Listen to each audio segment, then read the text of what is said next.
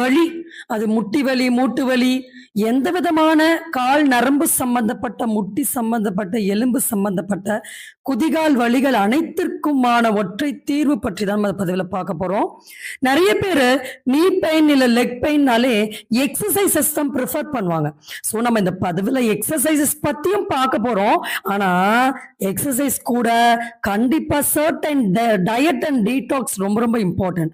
So along with the diet and detox நம்ம leg exercise பண்ணோம்னா கண்டிப்பா இந்த லெக் பெயின், நீ பெயின், டோ பெயின் எல்லாமே நிச்சயமா நமக்கு உடனடியாக குறையும்.